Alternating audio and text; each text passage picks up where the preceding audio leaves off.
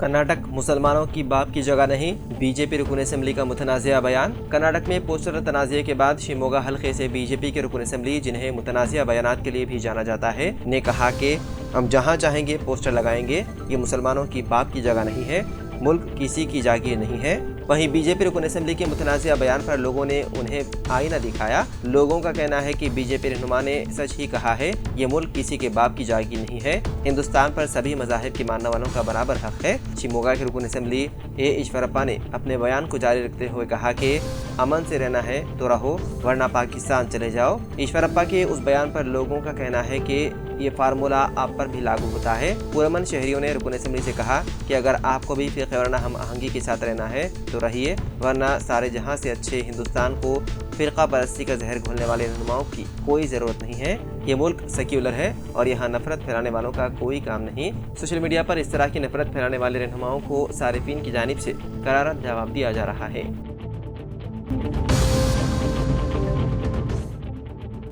जुमे की सुबह सीबीआई ने दिल्ली के deputy chief minister Manish Sisodia की रिहाइशगाह और उनके आसपास के 20 से ज़्यादा मकामात पर तलाशी ली। ताहम सीबीआई हुक्काम ने वाज़ेह किया है कि यह तलाशी दिल्ली एक्साइज पॉलिसी यानी शराब घोटाला मामले में बेकायदियों की जारी तहकीकात के सिलसिले में की जा रही है। सीबीआई के दावे पर मनीष सिसोदिया ने कहा कि मेरे घर की तलाशी चल रही है, मैं सीबीआई हुक्काम की मदद करूंगा।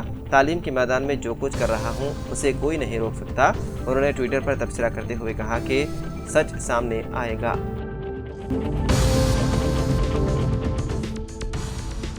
डोंडीगल में नशे की हालत में एक शख्स ने ट्रैफिक पुलिस एहलकारों पर हमला करते हुए हंगामा शुरू कर दिया, जो नशे में धुत ड्राइविंग कर रहा था। सोशल मीडिया पर शेयर की गई एक वीडियो में ये शख्स पुलिस वालों को धकेलते हुए और उन पर बड़े पत्थर फेंकते हुए नजर आ रहा है, जबकि खुलेआम उनके साथ बदसलूकी भी कर रहा था। इतना मिलते ही डोंडीगल पुलिस मौके पर पहुंची और काफ़ी कोशिशों के बाद उसे काबू में करने में कामयाब हो गई और उसे डोंडीगल पुलिस स्टेशन मुंतकिल करते हुए उसके खिलाफ केस दर्ज कर लिया गया। ट्रैफिक पुलिस ने बताया है कि ड्रंक एंड ड्राइव मुहिम के दौरान पकड़े जाने पर उस शख्स को गुस्सा आया और उसने ट्रैफिक पुलिस टीम पर हमला करना शुरू कर दिया।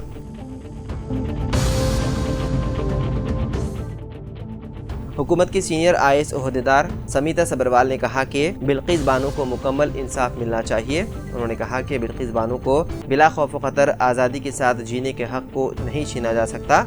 इस तरह की हरकतों के बावजूद हम अपने आप को आज़ाद मुल्क में करार देते हैं। समीता सबरवाल ने बिल्किस बानो केस के 11 मुजरिमीन जो जश्न आज़ादी में मुआफ़ी के तहत रिहा हो चुके हैं, बिल्किस बानो के 14 अरकान ख़ानदान बशमूल 3 साला बेटी के कत्ल और इज्तिमा मतरेजी के मुजरिमीन हैं, उनकी रिहाई पर ट्विटर पर तबसरे में इन ख्यालात का इजहार किया। उन्होंने बिल्किस बानो की जानिब से गुज़िश्ता रोज़ जारी करदा एक प्रेस रिलीज़ भी पोस्ट किया।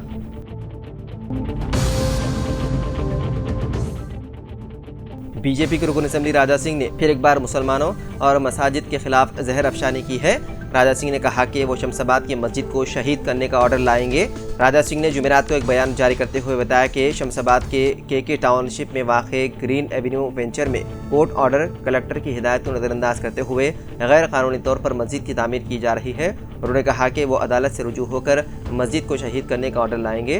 वाज़ेह है कि शमशाबाद की मस्जिद को रातों रात शहीद कर दिया गया था, जिस पर मुसलमानों में शदीद गम गुस्से की लहर दौड़ गई और मुसलमानों के एहतजाज के बाद दोबारा मस्जिद की तामीर का ऐलान किया गया और उसकी तामीरों का आगाज़ हो चुका है। हैदराबाद के साउथ जोन टास्क फोर्स और मी चौक पुलिस ने मुश्तरका कार्रवाई करते हुए 2 अफराद को गिरफ्तार कर लिया, जो मुबैना तौर पर जाली हिंदुस्तानी करेंसी नोटों की गश्त कर रहे थे। पुलिस ने उनके पास से 2.5 लाख रुपए के जाली करेंसी नोट जब्त कर लिए। असल मुल्जिम शेखर मुतवत्तिन कर्नाटक मफरूर बताया गया है।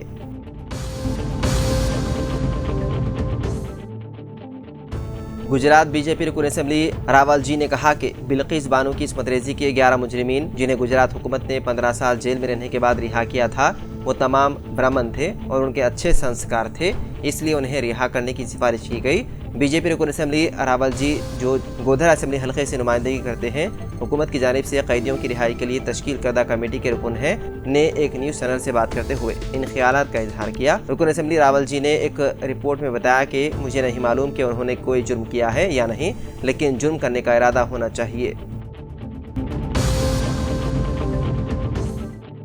प्रोफेसर विद्यावर्धनी तेलंगाना यूनिवर्सिटी की नई रजिस्ट्रार मुकर्रर। Vice chancellor Telangana university doctor Ravindra ने यूनिवर्सिटी रजिस्ट्रार की हैसियत से प्रोफेसर बी विद्यावर्धनी का तकर्रुर अमल में लाया। उन्हें इस ओहदे पर फायज किए जाने पर उन्हें vice chancellor Telangana university D Ravindra से इजहार तशक्कुर किया और इस अज़्म का इजहार किया कि ये तमाम किताबों से एडमिनिस्ट्रेशन और यूनिवर्सिटी की तरक्की के लिए खिदमात देंगे अंजाम।